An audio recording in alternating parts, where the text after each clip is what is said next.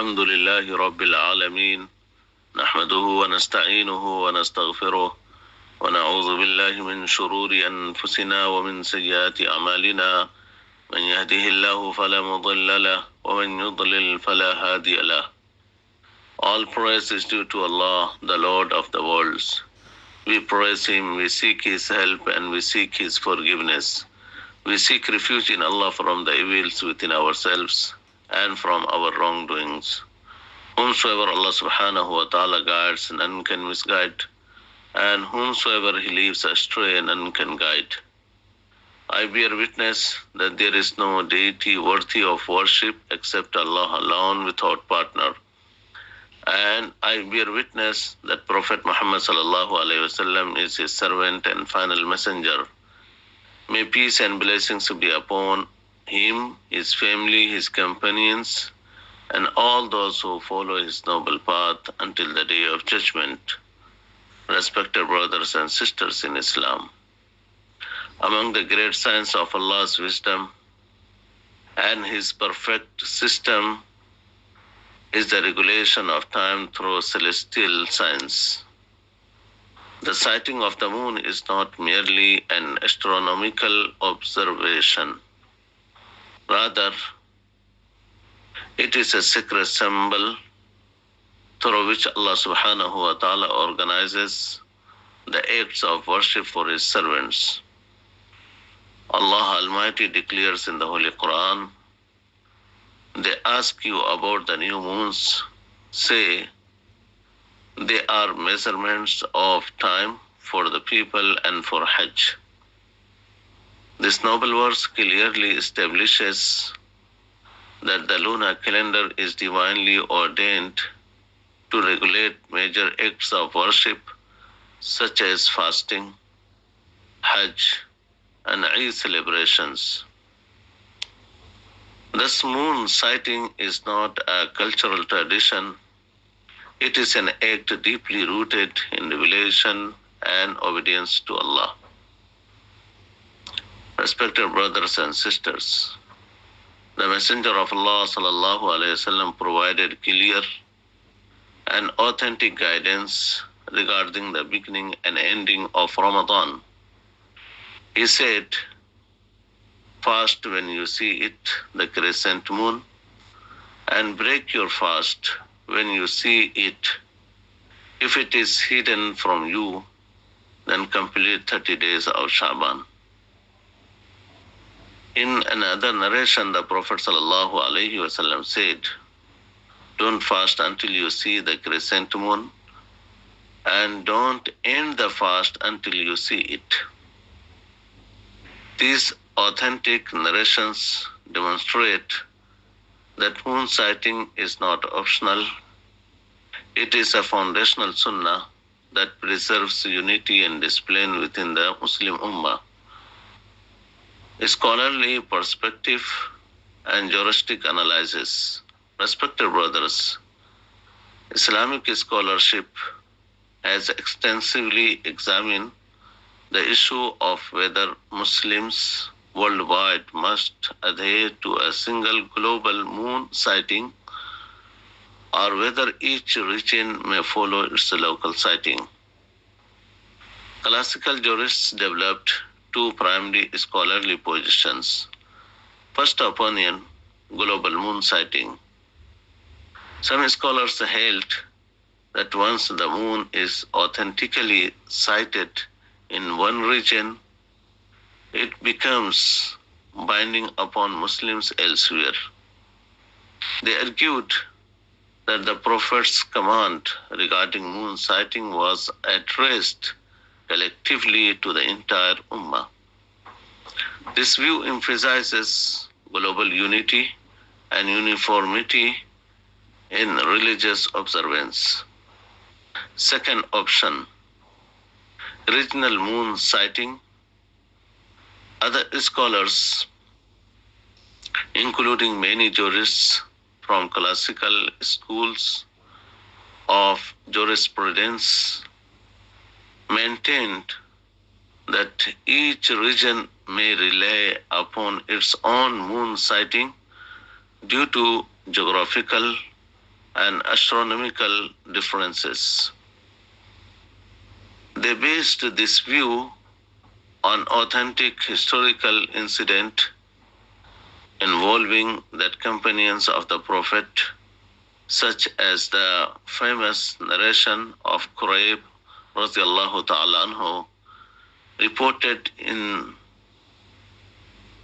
Sahih Muslim, which indicates that different regions follow different sightings during the time of companions. These scholarly discussions demonstrate the depth and intellectual richness of Islamic jurisprudence. Both positions are supported by strong textual evidence and have been accepted by great scholars throughout Islamic history. The principle of unity in Islam, respected brothers. While scholarly differences exist, Islam places extraordinary emphasis on unity and social harmony. Disputes over moon sighting should never become causes of division, hostility, or weakening of brotherhood among Muslims. Allah subhanahu wa ta'ala commands and hold firmly to the rope of Allah subhanahu wa ta'ala all together and don't become divided.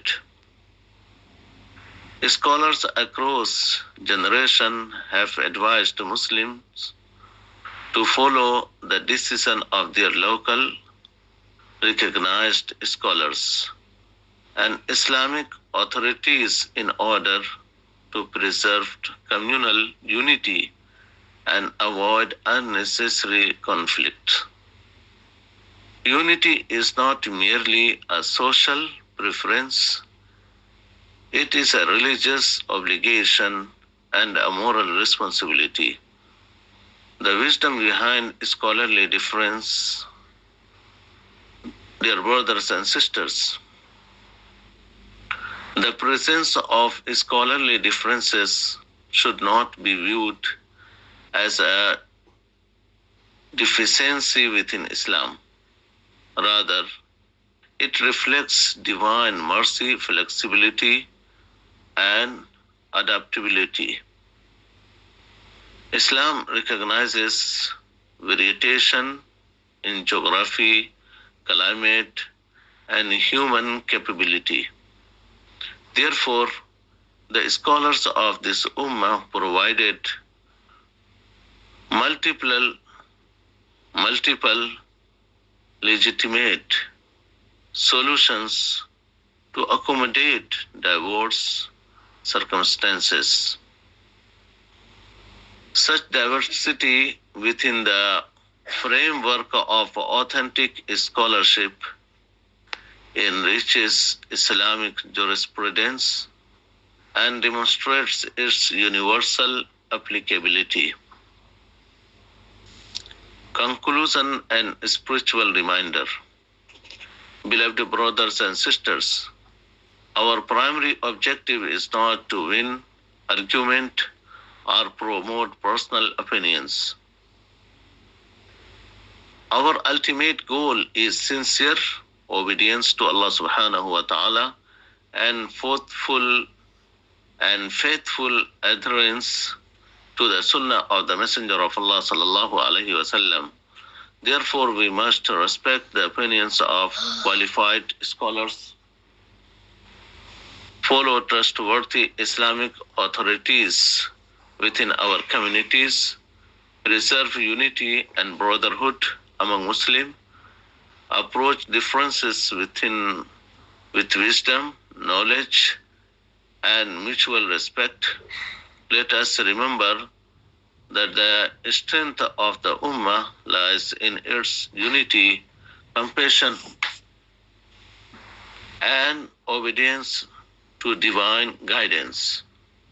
Closing supplication, may Allah subhanahu wa ta'ala unite the hearts of Muslims May Allah subhanahu wa ta'ala grant us wisdom in matters of disagreement. May Allah subhanahu wa ta'ala allow us to follow the truth with sincerity and humility.